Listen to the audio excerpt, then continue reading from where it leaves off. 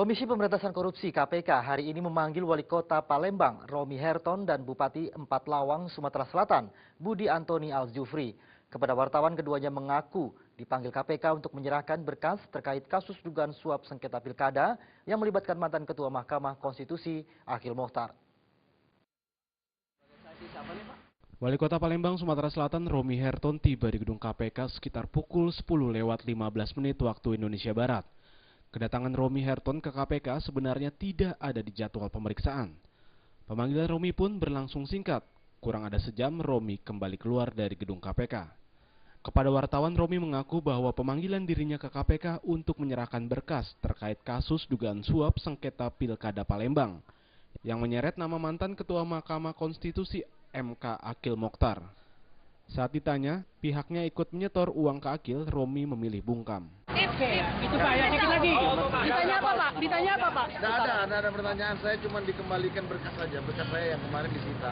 Oh gitu, bekas apa aja tuh Pak, kalau boleh tahu Pak? Iya, berkas yang disita lah ya. Selain memanggil Wali Kota Palembang, Selasa siang KPK juga memanggil Bupati Empat Lawang, Sumatera Selatan, Budi Anton Aljufri. Bupati Empat Lawang ini tiba di KPK selang beberapa menit setelah Wali Kota Palembang tiba di KPK.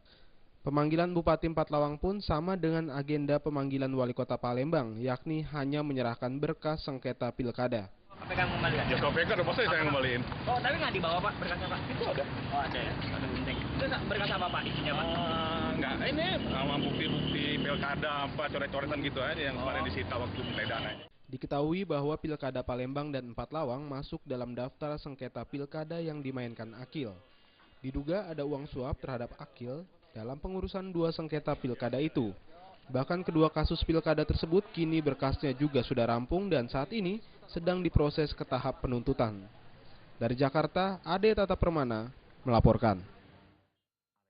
Dugaan adanya keterlibatan anggota DPR dari Partai Demokrat, Sutan Batugana dalam permainan tendernya di Satuan Kerja Khusus Minyak dan Gas atau SKK Migas semakin menguat. Dalam sidang kasus dugaan suap di SKK Migas dengan terdakwa Rudi Rubiandini, terungkap bahwa Sutan pernah meminta perusahaannya dimenangkan dalam tender di SKK Migas. Sutan Batugana diduga tidak hanya menerima uang dari mantan Ketua SKK Migas Rudi Rubiandini. Namun politisi Partai Demokrat dan Ketua Komisi 7 DPR itu juga menitipkan perusahaannya PT Timas kepada Rudi agar dilibatkan dalam proyek SKK Migas.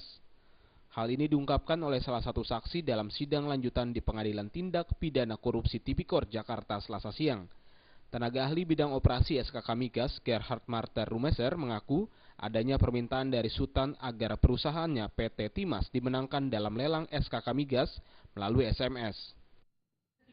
Dengan Migas, Pak Sutan. Saudara bisa juga Pak SB. Saudara pernah komunikasi nggak dengan orang itu? Dengan Pak Sutan Batugana, kalau one on one tidak pernah. Dalam apa? Dalam rangka dalam apa? Dalam semua yang besar. Tapi ini kan kaitannya dengan penawaran rendah ini. Tersebut tender ini. Saudara bilang kan tidak kait dengan tender saudara itu. Tapi yang kemudian mengatakan soal tender minyak. Sementara itu terkait dengan pernyataan Gerhard yang menyebutkan mantan Kepala SKK Migas yang membantu perusahaan PT Timas memenangkan lelang, Rudi Rubiandini membantah karena tidak ada perusahaan yang dikawal ini normal proyek tender.